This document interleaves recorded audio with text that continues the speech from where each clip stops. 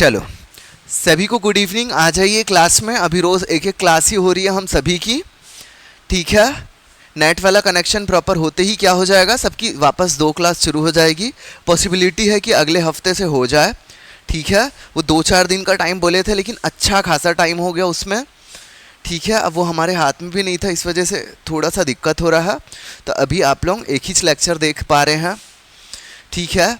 सभी बच्चे जो भी नए बच्चे हैं उनसे ये अनुरोध है कि जो भी क्लास को देख रहे हैं, मान के चलो पंचायती राज, तो पंचायती राज का क्लास 1 से लेके पूरा देख लें, उसके बाद उनको समझ में आएगा अच्छे से, ठीक है। चलो पंचायती राज में हम आगे बढ़ते हैं। तो अभी तक क्या था, जो मेन समझने वाला काम था कि ग्राम पंचायत में क्या हो रहा है, जिला पंचायत में क्या हो रहा है, जनपद पंचायत में क्या हो रहा है, ये बेसिक टर्मिनोलॉजी और अंदर की जो भी क्लिष्ट वाली चीज़ें थी आप समझ चुके हो, ठीक है। अब हम क्या करेंगे, अनुच्छेद वाइज आगे बढ़ेंगे और उसके साथ साथ जो कुछ इंपॉर्टेंट चीज़ें पंचायत और उससे संबंधित है उनको लेके हम क्या करते चलेंगे, ख़त्म करते हुए जाएंगे। क्लियर है यहाँ तक? तो अभी हमारा क्या हो गया था, ग्राम पंचायत हो गया था, उसके बाद हमने जनपद को भी किया, जनपद के बाद हमने जिला को भी कर लिया। लेकिन याद रखना, ग्राम पंचायत के कृत्य हमने पढ़ा है लेकिन जनपद और जिला के कृत्य को नहीं पढ़ा है, ठीक है। तो उसको भी हम क्या करेंगे, आज खत्म करेंगे, ठीक है। उसको क्या करेंगे, हम खत्म करेंगे। सबसे पहले क्या, ग्राम पंचायत के कृत्य, ग्राम पंचायत के बाद जनपद, जनपद के बाद फिर क्या करना है, जिला पंचायत के कृत्य। ये भी हमें क्या करना है, अभी खत्म करना है। तो ये लाइन से हम लेके चलेंगे। लेकिन आज जो है हम लिखे हैं अनुच्छेद क्रमांक 243 का जे, ठीक है। अनुच्छेद क्रमांक 243 का जे, ठीक है। आई तक के हो गया था अनुच्छेद 243 जे। तो अभी कई दिन बाद आपके मुंह में अनुच्छेद शब्द का प्रयोग हो रहा है, तो आप कंफ्यूज मत होना। जब हमारी पहली, दूसरी, तीसरी शुरू की 5 क्लास हुई थी उसमें मैं बता दिया था कि रटने वाला पोर्शन ये केवल और केवल शुरू के 2-3 क्लास का ही है। तो उसमें मैं आपको क्या रटवाया था, लाइन से अनुच्छेदों को क्या करा था, रटवा दिया था मैं आपको, ठीक है। लाइन से हमने अनुच्छेदों को रटा हुआ है, तो आप वहीं से अनुच्छेदों को क्या करना, रिवाइज करना। केवल ये समझने के लिए यहाँ हम टॉपिक वाइज क्या कर रहे हैं, अनुच्छेदों में जा रहे हैं। क्लियर है? तो चलो अनुच्छेद 243 जे, जहाँ पे लिखा है पंचायतों के लेखाओं का संपरीक्षा, ठीक है। पंचायतों के लेखाओं का संपरीक्षा, संपरीक्षा मतलब जांच करना, ठीक है। उनका क्या करना, जांच करना, ठीक है। चलो पंचायतों के लेखाओं का संपरीक्षा, संपरीक्षा मतलब हम क्या बोल रहे हैं, जांच करना, ठीक है। चलो तो इसका याद रखना, इन संपरीक्षा, जो संपरीक्षा या जांच बोलते हैं पंचायतों का, ये एक्चुअली क्या होता है, 3 तरीके का जांच होता है, ठीक है। एकदम आराम से ध्यान में रखना, पंचायतों के लेखाओं का संपरीक्षा 3 प्रकार का होता है। सबसे पहला होता है सामाजिक अंकेक्षण, ठीक है। सामाजिक अंकेक्षण या सामाजिक जांच, ठीक है। इसमें क्या होता है, इसे 2010 से क्या किया गया है, शुरू किया गया है। इसे 2010 से शुरू किया गया है। इसमें क्या होता है, पंचायतों का पूरा क्या होता है, मूल्यांकन किया जाता है। मूल्यांकन ये होता है कि भाई आपको ये मद दिया गया था इस सामाजिक कार्य में खर्च करने के लिए, क्या आपने उसको खर्च किया, और यदि किया तो कितना प्रतिशत किया, उसका ब्यौरा दो। समाज में ये विकास, मतलब हमारा सामाजिक जो अंकेक्षण होता है उसमें ये भी देखा जाता है कि सामाजिक योजनाओं के क्रियान्वयन के लिए इतनी राशि आवंटित की गई थी, जिसमें से इतनी राशि आपने निकाल ली, तो उस राशि को आपने कब, कहाँ और कितना खर्च किया। या सामाजिक अंकेक्षण में ये भी देखते हैं कि जो पंचायत चल रहा है वो सही चल रहा है या नहीं चल रहा है, ठीक है। तो सामाजिक अंकेक्षण क्या है, एक बहुत ही बेसिक लेवल का क्या होता है, जांच समिति होती है, और जो सबसे महत्वपूर्ण समिति भी है। इसका महत्व क्या है, कोई से पर्टिकुलर जो एग्जाम्स होते हैं उनमें बहुत ज़्यादा, मतलब करीब 5 से 6 क्वेश्चंस तक के इस केवल और केवल सामाजिक परीक्षण, सामाजिक लेखा परीक्षण यानी कि सामाजिक अंकेक्षण से पूछे जाते हैं, ठीक है, तो यहां पे आपको केवल इतना याद रखना है, पंचायतों की लेखा संपरीक्षा में हम 3 चीजों को पढ़ रहे हैं। पहला हमने पढ़ा है सामाजिक अंकेक्षण या सामाजिक लेखा परीक्षण। इसमें सामाजिक मूल्यांकन देखते हैं कि क्या कार्यों का क्रियान्वयन हुआ है या नहीं हुआ है। इसका प्रारंभ वर्ष 2010 से किया गया है और इससे क्या होता है, पंचायत जो है, जो नीचे स्तर के काम करने वाले हैं, उनकी जवाबदेही सुनिश्चित होती है। ठीक है, क्या होता है, जवाबदेही सुनिश्चित होती है। क्लियर हो गया। दूसरा आप लिखो वार्षिक लेखा परीक्षण। वार्षिक लेखा परीक्षण। दूसरा आप लिखो वार्षिक लेखा परीक्षण। दूसरा आप लिखो वार्षिक लेखा परीक्षण। हो गया। दूसरा आपने क्या लिखा, वार्षिक लेखा परीक्षण।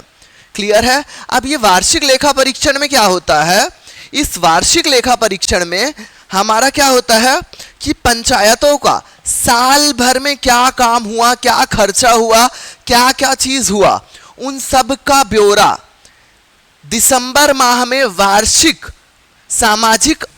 वार्षिक लेखा परीक्षण का आयोजन या एक सम्मेलन करते हैं। वार्षिक सामाजिक और वार्षिक क्या बोलते हैं, लेखा परीक्षण। इसका क्या करते हैं, सम्मेलन करते हैं या बुलाते हैं और वहां वर्ष में एक बार दिसंबर माह में क्या करते हैं, पूरे चीजों का ब्यौरा दिया जाता है। पूरे वर्ष मतलब जनवरी से दिसंबर के बीच में क्या राशि आवंटित हुई थी और उन राशियों में से आपने क्या क्या चीज को खर्च किया है और क्या क्या चीज को आप खर्च नहीं किए हो, इन सारे चीजों का क्या होगा, यहां पे जांच की जाएगी। क्लियर है। उसके बाद आप तीसरा लिखो।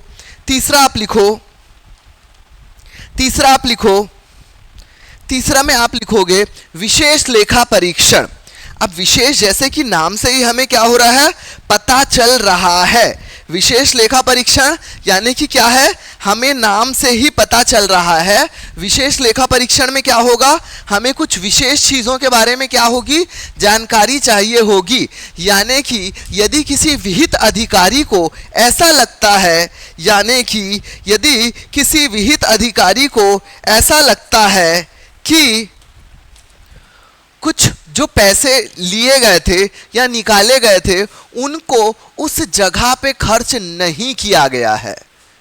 ठीक है, यदि किसी विहित अधिकारी को ऐसा लगता है कि जो पैसे निकाले गए थे वो उस जगह में खर्च नहीं किया गया है, घपलेबाजी की गई है या यहाँ पे क्या हुआ, घूस खटसोट ये सारी चीज़ें मचाई गई है, तो उन चीज़ों को क्लियर करने के लिए, क्लैरिफाई करने के लिए क्या करेगा, विशेष लेखा परीक्षण करवाना चाहेगा। मतलब विशेष लेखा परीक्षण कोई विहित अधिकारी के अध्यादेश के बाद या विहित प्राधिकारी के आदेश के बाद ही क्या होगा, इस विशेष लेखा परीक्षण को आयोजित किया जाएगा। इसका कोई तिथि निर्धारित नहीं है, ये आकस्मिक होता है। यानी कि कभी भी, जब कभी भी विहित अधिकारी को लगेगा वो तुरंत और तुरंत क्या कर सकता है, ऐसे विशेष लेखा परीक्षण के लिए आदेश जारी कर सकता है। यहां तक सबको क्लियर हो गया। तो पंचायतों के लेखाओं की संपरीक्षा या जांच हमने क्या देखा, फिर से रिवाइज कर दे रहा हूं। पंचायतों के लेखाओं की संपरीक्षा को हमने 3 चीजों से परीक्षा की है, या हमने 3 चीजों से क्या किया है, इसका जांच किया है। सबसे पहला हमने क्या देखा है, एक सामाजिक लेखा परीक्षण, जिसको हम सामाजिक अंकेक्षण भी कहेंगे।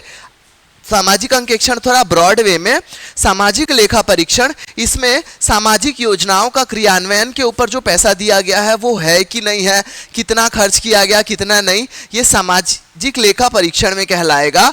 दूसरा हमने देखा है वार्षिक लेखा परीक्षण। वार्षिक लेखा परीक्षण जो है दिसंबर माह में क्या बोलते हैं, वर्ष में एक बार आयोजित की जाएगी, जिसका लक्ष्य ये रहेगा साल भर में क्या क्या चीज खर्च हुआ है, यानी जनवरी से दिसंबर के बीच में उन सारी चीजों का ब्यौरा हर वर्ष क्या होगा, देना अनिवार्य होगा।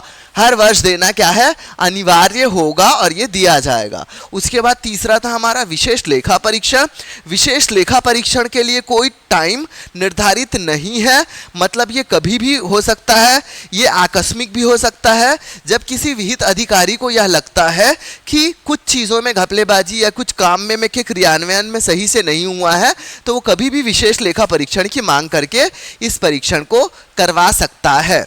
तो ये हो गया हमारा अनुच्छेद 243 जे, ये कंप्लीट हो गया। यहां तक सबको समझ में आ गया, क्लियर है? सभी को समझ में आ गया, क्लियर है? ठीक है, हम ये अज्यूम कर रहे हैं कि ये वाली चीज जो थी, ये वाले जो भी पॉइंट्स जो थे, सभी को क्या है, समझ में आ गए हैं। क्लियर है सबको? सभी को क्लियर है?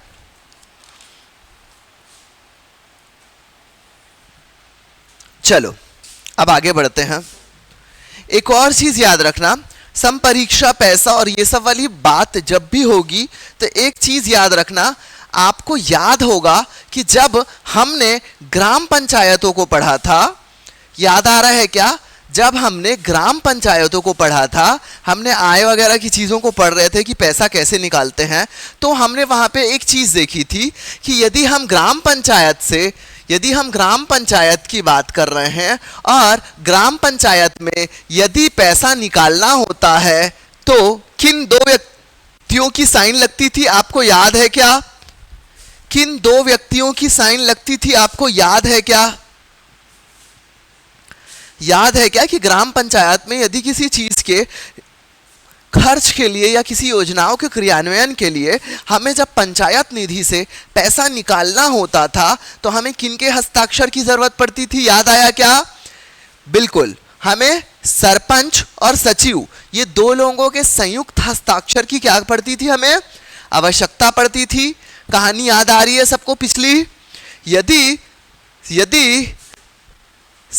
यदि सचिव किसी कारणवश क्या है, उपस्थित नहीं है या कुछ है, तो क्या होते थे, एक विहित अधिकारी की नियुक्ति की जाती थी।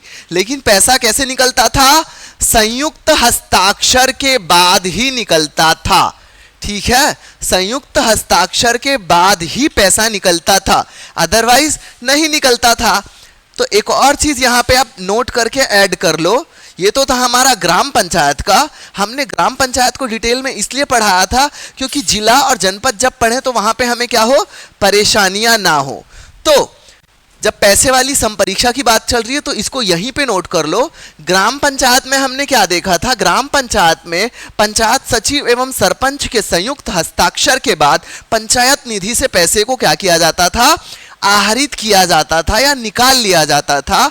लेकिन वहीं जब हम जनपद पंचायत की बात करते हैं तो यहाँ पे दो लोगों की हस्ताक्षर की आवश्यकता नहीं होती है, केवल और केवल मुख्य कार्यपालन अधिकारी जनपद पंचायत के सिग्नेचर से निकाला जा सकता है। वहीं जब हम जिला पंचायत की बात करेंगे तो वहां पे भी दो लोगों के हस्ताक्षर की आवश्यकता नहीं होगी, केवल और केवल मुख्य कार्यपालन अधिकारी जिला पंचायत के हस्ताक्षर से निकाला जाएगा।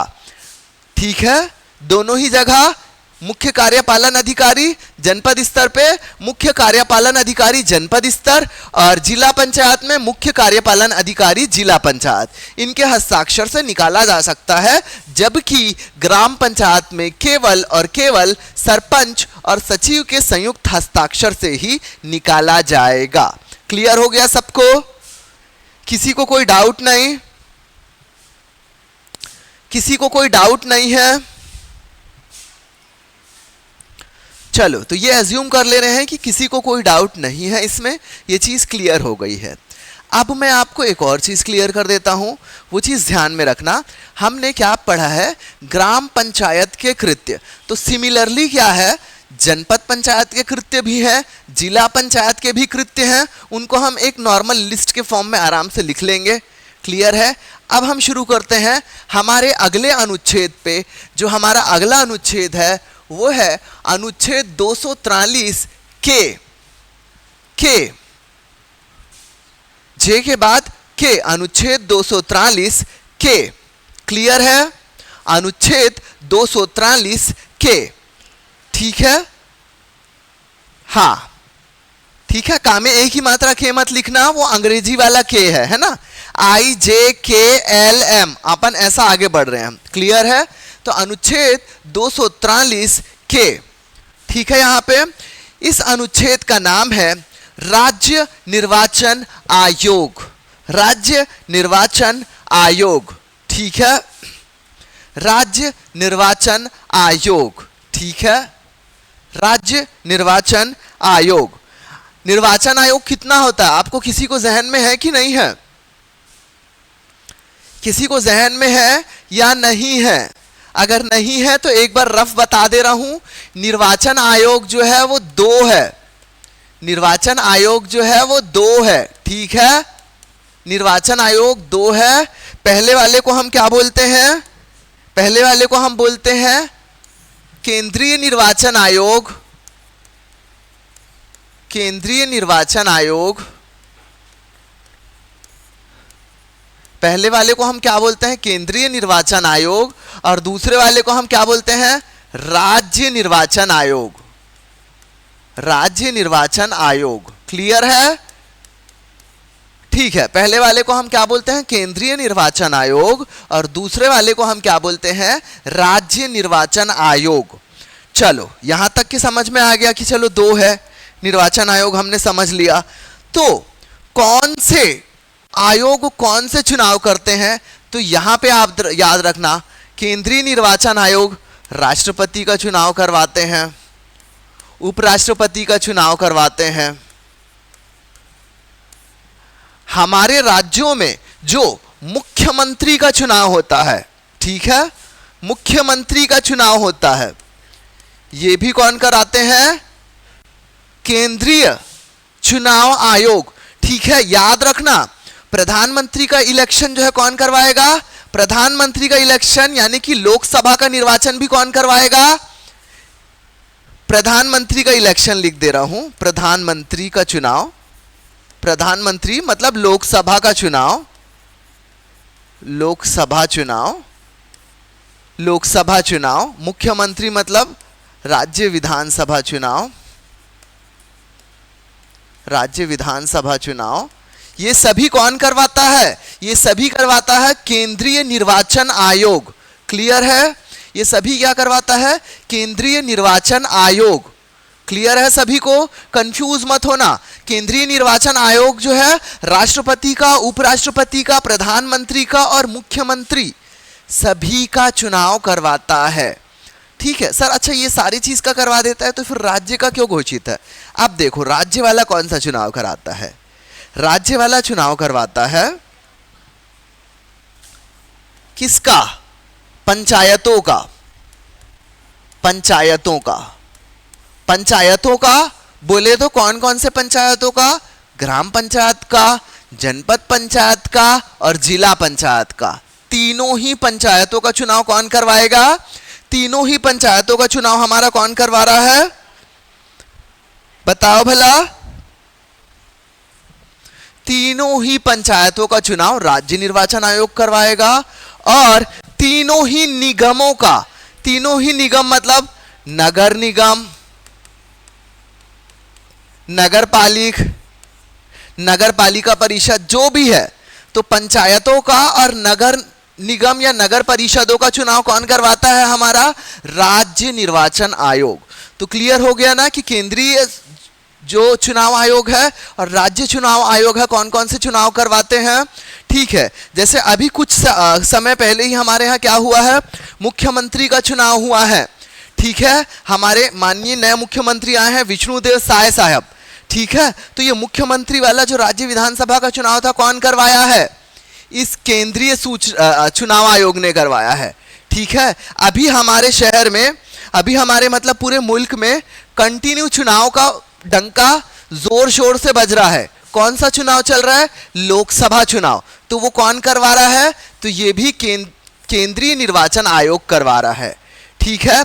अभी हो सकता है सितंबर अक्टूबर, है ना, सितंबर अक्टूबर में हमारा क्या है? अभी इसी वाले अगले इसी साल के फिर से आचार संहिता लगेगी। उस समय किसका चुनाव होगा? नगर निगम, महापौर, ये सब का चुनाव होगा।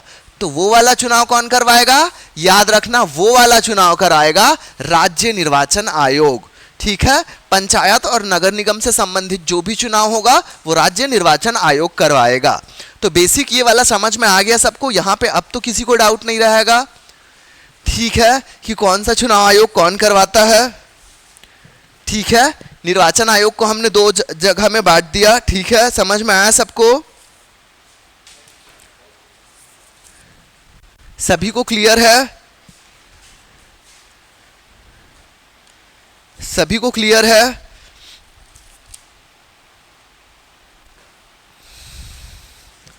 ठीक है, अभी मैं जो पढ़ाने वाला रटाने वाला चीज है उसको नॉर्मल बताते हुए चल रहा हूं। उसके बाद लाइन से हम क्या है, कहानियां सीखते हुए जाएंगे। बेसिक जो है, बेसिक अच्छे से समझ लो ताकि धोखे से भी हमारी क्या हो, गड़बड़ी ना हो। बेसिक अभी अच्छे से समझते हुए चलो, है ना, बेसिक को अच्छे से समझते हुए चलो।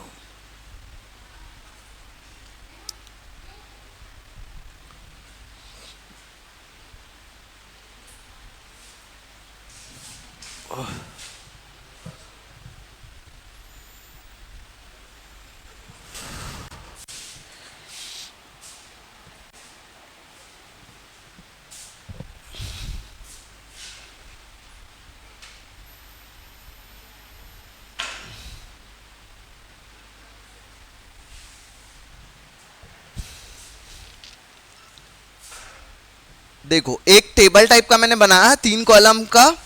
ठीक है, मैंने एक 3 कॉलम का टेबल बनाया है। ठीक है, ये चीजें हमें थोड़ा सा लेट पढ़ना चाहिए था, लेकिन ठीक है, हम इसको क्या कर रहे हैं, पहले हल्का सा लिख दे रहे हैं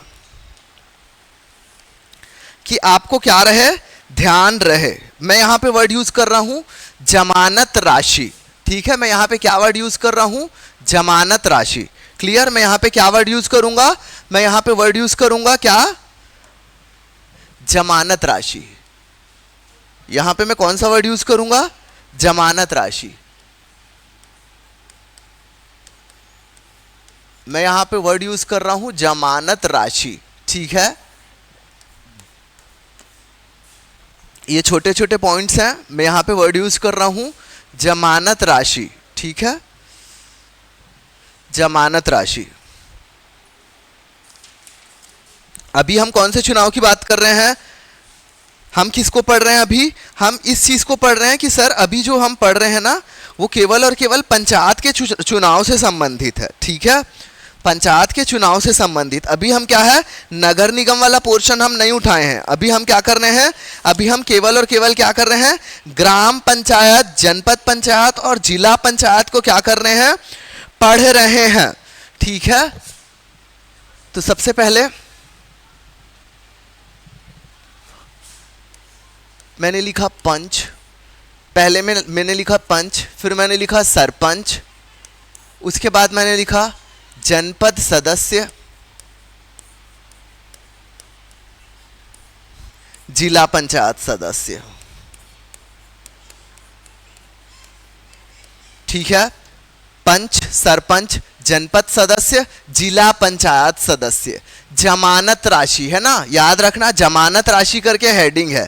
तो यदि कोई पंच चुनाव में खड़ा होता है, देखना है ना, सबसे पहले क्या करना, आप 2 कॉलम बना लेना।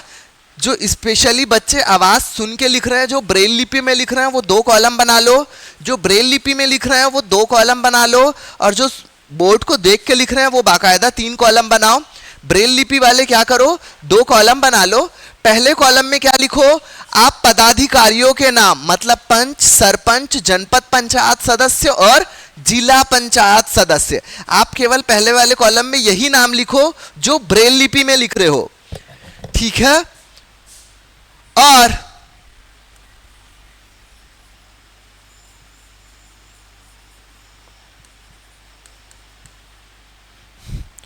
ठीक है, क्या लिखो,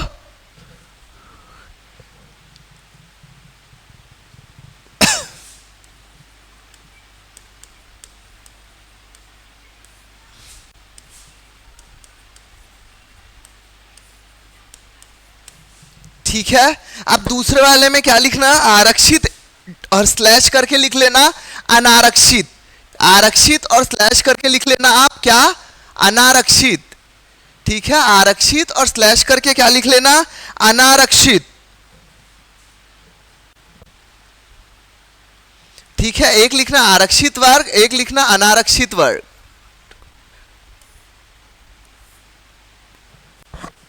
ठीक है, समझ में आ रहा है सबको।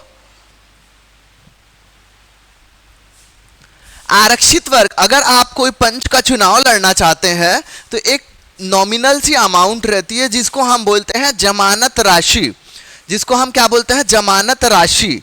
ठीक है, जमानत राशि। तो वो जमानत राशि है पंच के लिए 50 रुपए, सरपंच के लिए 1000 रुपए, जनपद सदस्य के लिए 2000 रुपए और जिला पंचायत सदस्य के लिए 4000 रुपए। ठीक है, जिला पंचायत सदस्य के लिए 4000 रुपए।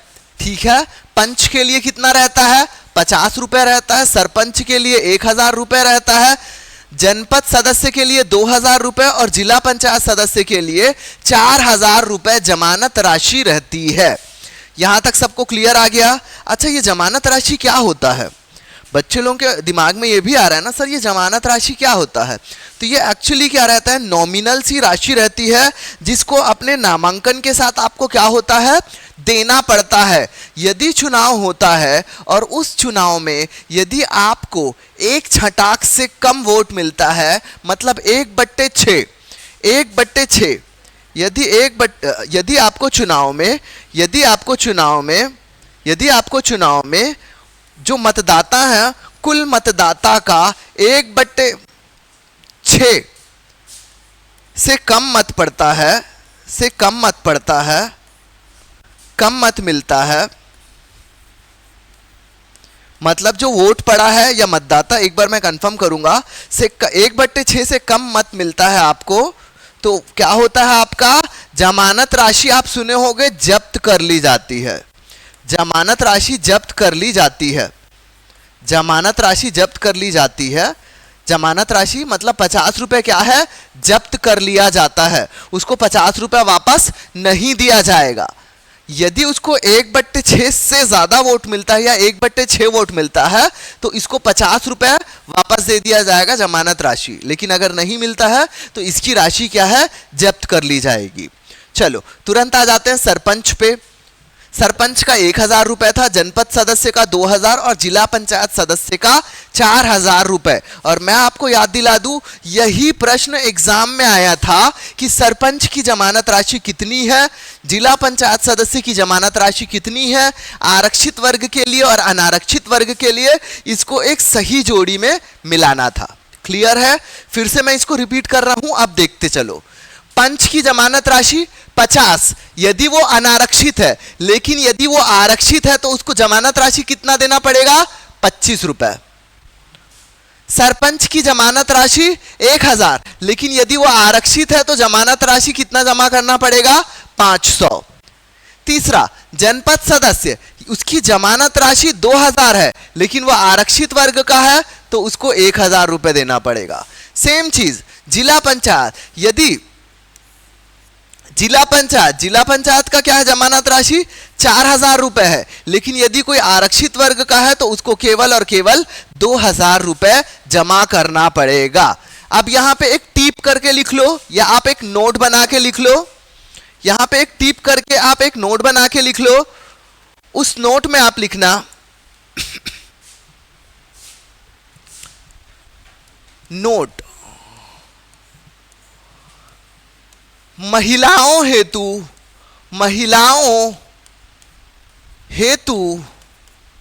जमानत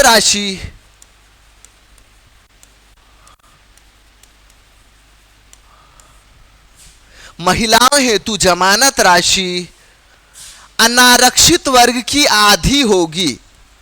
अनारक्षित वर्ग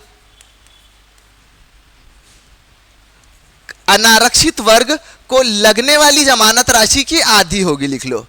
अनारक्षित वर्ग को लगने वाली जमानत राशि की आधी होगी, जमानत राशि की आधी होगी, राशि की आधी होगी। अब नोट करने वाली बात यह है, हमने क्या लिखा है कि महिलाओं हेतु जमानत राशि आरक्षित वर्ग को लगने वाली जमानत राशि की आधी होगी। मतलब यदि कोई महिला पंचायत का चुनाव लड़ती है, चाहे वो एसटी कैटेगरी की हो, चाहे वो एससी कैटेगरी की हो, चाहे वो ओबीसी कैटेगरी की हो, या चाहे अनरिजर्व्ड कैटेगरी की हो, अगर वो महिला है तो क्या है, जमानत राशि आधी होगी। ठीक है, अगर वह महिला है तो जमानत राशि क्या होगी, आधी ही होगी। चाहे वो एसटी हो, चाहे वो एससी हो, चाहे वो जनरल हो, या चाहे वो ओबीसी महिला हो, जमानत राशि क्या रहेगी, आधी ही रहेगी। क्लियर है? यहां पे जमानत राशि वाला कॉन्सेप्ट समझ में आया क्या? जमानत राशि किसको कितनी लगेगी समझ में आया क्या? जिसको भी कुछ भी डाउट रहता है वो बाकायदा क्या किया करो, एक मैसेज कमेंट बॉक्स में लिख दिया करो कि सर ये वाला पॉइंट समझ में नहीं आया, ताकि उसको अगली क्लास में डिस्कस करके डाउट को क्लियर कर दिया जाए। क्लियर है? क्लियर कर दिया जाए। उस डाउट को आप अपने घर लेके नहीं जाना। ठीक है, यहां तक सबको क्लियर है?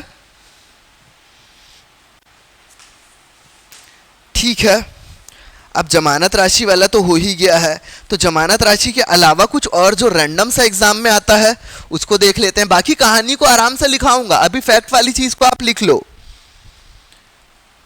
ठीक है, अब चलो ठीक है, अब धीरे से हम क्या करेंगे, हम धीरे से अब पंचायतों के चुनाव में आएंगे। ठीक है, अब हम पंचायतों के क्या करेंगे, चुनाव में आएंगे। अब चुनाव की प्रक्रिया को हमें क्या है, बहुत आराम से धीरे से क्या करना है, समझना है।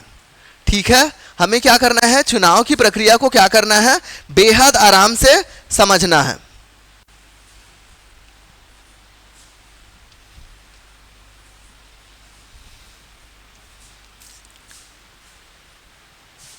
अब यहां पे क्या करेंगे हम, यहां पे फॉर्म कैसे भरते हैं, चुनाव जो करवाता है उस अधिकारी को क्या कहते हैं, मतदान केंद्र में कितने लोग उपस्थित रहते हैं, मतदान केंद्र के बाहर कौन है, अगर कोई अधिकारी उस ऐन वक्त पे एब्सेंट हो जाता है तो क्या होता है, अगर किसी ने फॉर्म डाला है तो उसका निर्वाचन रद्द हो गया तो उसके खिलाफ क्या प्रक्रिया है, यदि क्या होता, आगजनी हो गई, हुड़दंग हो गया, दंगा हो गया, चुनाव को कैसे स्थगित करना है, ये पूरे चुनाव से संबंधित गूढ़ चीजों को हमें क्या करना है, देखना है।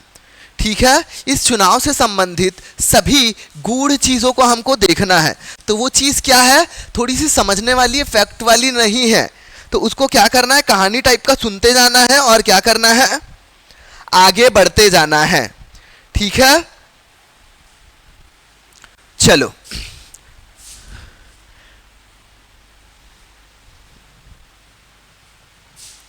अब यहां पे मान के चलो, अभी मैं बात कर रहा हूं फॉर्म जमा करने की। ठीक है, अभी मैं यहां पे बात कर रहा हूं फॉर्म जमा करने की। ठीक है, अभी मैं क्या बात कर रहा हूं, फॉर्म जमा करने की बात कर रहा हूं। अब याद रखना, फॉर्म जमा करने की अभी मैं बात कर रहा हूं, फॉर्म, फॉर्म यानी कि नामांकन, फॉर्म जमा करना, नामांकन टाइप का लिख लो। मतलब मान के चलो, यदि कोई चुनाव में उतरना चाहता है, यदि कोई पंच चुनाव में उतरना चाहता है, कोई सरपंच चुनाव में उतरना चाहता है, जनपद पंचायत सदस्य चुनाव में उतरना चाहता है, जिला पंचायत सदस्य चुनाव में उतरना चाहता है, तो उसके लिए क्या प्रक्रिया है ना, उसके लिए मतलब उसे कैसे फॉर्म भरना पड़ता है। तो सबसे पहले मैं लिख रहा हूं पंच, ठीक है, दूसरा मैंने लिखा सरपंच, तीसरा मैंने क्या लिखा, जनपद सदस्य, जनपद सदस्य, और चौथा मैंने क्या लिखा, जिला सदस्य या जिला पंचायत सदस्य, है ना, जनपद पंचायत सदस्य और जिला पंचायत सदस्य। ठीक है, जनपद पंचायत सदस्य और जिला पंचायत सदस्य। क्लियर है? अब देखना, अभी तो हमने क्या देख लिया था, कैसे अविश्वास प्रस्ताव, वो सब कहानी खत्म। अब हम क्या कर रहे हैं, अब हम चुनाव में आ गए। हम निर्वाचन कैसे होता है, कैसे फॉर्म डालते हैं, कैसे त्रुटियों का सुधार होता है, ये इसलिए भी बहुत इंपॉर्टेंट है। अभी क्या है, चुनाव वाला पूरा दौर चल रहा है, तो जो चीज़ पढ़े रहोगे ना, आप यदि वोट डालने जाते हो तो वो चीज़ें आपको क्या होगी, विजुअलाइज होंगी। ठीक है, तो आपको वो चीज़ समझ में आएगा और वो लाइफ लॉन्ग आपके जहन में रह जाएगा। ठीक है, चलो ठीक है। यदि मान के चलो, यदि कोई पंच चुनाव फॉर्म भरता है तो उसको चुनाव फॉर्म के साथ साथ क्या क्या डालना पड़ेगा, ये चीज याद रखना, एग्जाम में आ सकता है। ठीक है, सबसे पहले अगर कोई पंच का चुनाव लड़ना चाहता है तो वो क्या करेगा, अपना नामांकन जमा करेगा। नामांकन मतलब फॉर्म भर के जमा करेगा कि मैं पंच का चुनाव लड़ना चाहता हूं, ये मेरा फॉर्म है, मतलब ये मेरा नामांकन है। और पंच का ही चुनाव लड़ेगा तो उसको और क्या डालना पड़ेगा, जमानत राशि। इसे जमानत राशि भी क्या करनी पड़ेगी, जमा करनी पड़ेगी। जमानत राशि मतलब समझ रहे हो, ठीक है, जमानत राशि भी जमा करनी पड़ेगी। ये दो चीज जमा करना पड़ेगा। याद रखना, पंच वाले चुनाव में केवल दो चीज, यानी कि नामांकन भरना पड़ता है और दूसरा जमानत राशि जमा करना पड़ता है। लेकिन वहीं जब हम सरपंच के चुनाव में आ जाएंगे, यदि हम सरपंच के चुनाव में आ जाएंगे, सरपंच के साथ हम जिला पंचायत सदस्य के चुनाव में आ जाएंगे, जिला पंचायत के साथ हम जनपद पंचायत के सदस्य के चुनाव में आ जाएंगे, तो वहां पर तीन चीजें भरनी पड़ती है। ठीक है, वहां पे कितनी चीजें भरनी पड़ेगी, तीन चीजें भरनी पड़ेंगी। पहला, नामांकन फॉर्म भरना पड़ेगा। नामांकन भरना पड़ेगा। अरे भाई, बिना नामांकन के तो चुनाव लड़ ही नहीं पाएंगे ना भाई। हम उम्मीदवार बनना चाहते हैं, हम अपना फॉर्म जमा करना चाहते हैं, तो नामांकन वाला क्या हो गया, एकदम मैंडेटरी हो गया, नामांकन तो भरना ही पड़ा। दूसरा, यहां पे एक चीज भरना पड़ेगा, शपथ पत्र। शपथ पत्र, इस शपथ पत्र को आराम से एक बार और डिस्कस कर लेंगे, लेकिन अभी वर्तमान के लिए आप शपथ पत्र को इतना ध्यान में रखो कि ये वो शपथ पत्र रहता है जिसमें ये सारी चीज़ों की घोषणा की जाती है कि भाई मैं ये फलाने हूँ, मेरी इतनी संपत्ति है, मेरे खिलाफ ऐसा कोई मामला नहीं है, मैं अर्हता रखता हूँ। और शपथ पत्र में ये भी बताना पड़ेगा कि ये पोस्ट जो है या इस वार्ड की सीट जो है एससी के लिए आरक्षित है और मैं इसी कैटेगरी से बिलोंग करता हूं, इसीलिए पूरे शपथ पत्र में आपको पूरी चीजें क्या करनी होगी, यहां पे डिक्लेयर करना होगा। और वो शपथ पत्र भी आपको क्या करना होगा, जमा करना पड़ेगा। और तीसरी जो चीज है वो है जमानत राशि। जमानत राशि, तो आपको जो भी जमानत राशि निर्धारित की गई है वो आपको जमा करना पड़ेगा। तो पंच वाले इलेक्शन में हमने क्या देखा, केवल नामांकन और जमानत राशि देनी पड़ जाती है। लेकिन जब वहीं पे सरपंच का, जनपद पंचायत के सदस्य का और जिला पंचायत के सदस्य के चुनाव की बात आती है तो वहां पे हमें नामांकन तो भरना पड़ता है, नामांकन के साथ साथ हमें शपथ पत्र और जमानत राशि भी जमा करनी पड़ती है। तो शपथ पत्र एक एक्स्ट्रा यहां पे क्या हुआ है, यहां पे शपथ पत्र एक एक्स्ट्रा नया जुड़ गया है। याद रखना, यदि एग्जाम में आ गया कि कौन से वाले चुनाव में शपथ पत्र की आवश्यकता नहीं होती, तो याद रखना पंच के और बाकी सभी में शपथ पत्र आपको क्या होता है, देना पड़ता है। उसमें यह लेना पड़ता है कि मेरे द्वारा दी गई समस्त जानकारियां पूर्णतः सत्य है, यदि किसी भी स्तर पर असत्य पाई जाती है तो मेरा नामांकन जो है निरस्त किया जाए या कुछ भी किया जाए, ऐसी सारी चीजें इसमें क्या है, अच्छी अच्छी बातें लिखी होती है। क्लियर हो गया सबको? सबको क्लियर है ये वाला भी, शपथ वाला भी? ठीक है सबको? जमानत राशि अलग से नहीं,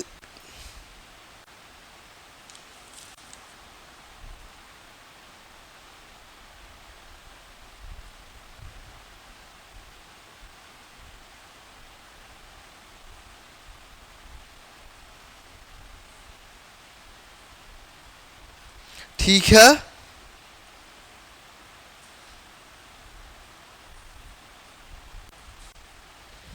ठीक है। यहां तक हो गया। चलो इसको भी मैं मिटा दे रहा हूं। हम क्या कर रहे हैं और आगे चलते हैं, एक बार टाइम देख लेते हैं।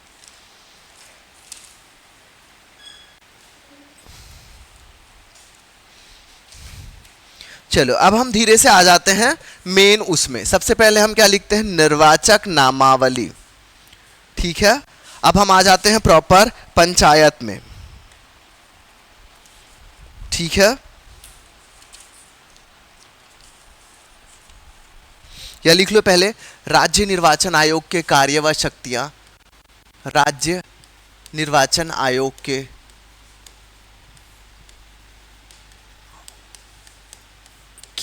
कार्य एवं शक्तियां। ये चीजें एकदम नॉर्मल है, आपको ध्यान में होनी चाहिए।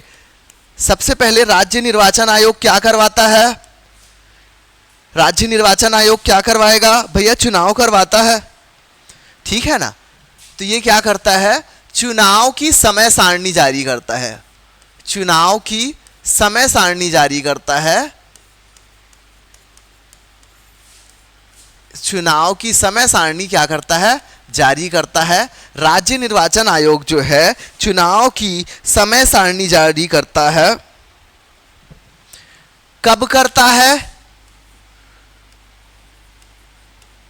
कब करता है, राज्य निर्वाचन आयोग चुनाव की समय सारणी जारी करता है राज्यपाल द्वारा, राज्यपाल द्वारा चुनाव की, राज्यपाल द्वारा चुनाव की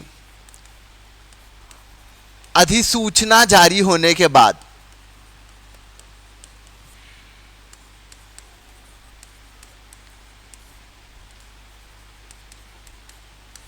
ठीक है, क्या करता है, ये चुनाव की समय सारणी जारी करता है। कब जारी करता है चुनाव की समय सारणी, जब हमारे राज्यपाल महोदय जो हैं चुनाव की क्या बोलते हैं, अधिसूचना जारी कर देते हैं। उसके बाद राज्य चुनाव आयोग जो है सबसे पहले क्या करता है, चुनाव की समय सारणी जारी करता है। क्या करता है, पंचायत, जितने भी पंचायत में होने वाले चुनाव हैं उन सब की क्या करता है, निर्वाचक नामावली तैयार करवाता है। ठीक है, जहां भी चुनाव होने वाले हैं वहां का क्या करता है, निर्वाचक नामावली तैयार करवाता है। निर्वाचक नामावली तैयार करवाता है, क्या करवाता है, निर्वाचक नामावली। मतलब जो हमारा लिस्ट विस्ट रहता है ना, उनको देखता है, चेक करता है, अपडेट जो भी रहता है वो तैयार करवाता है। मतदाता सूची को तैयार करवाता है। मतदाता सूची, भाई इनके घर में ये चीज़ें जानी चाहिए, कौन से मतदाता जीवित है, किनका निधन होगा, किनका क्या हो गया, जानकारी इकट्ठा करवाना, ये सारी चीज़ करवाना।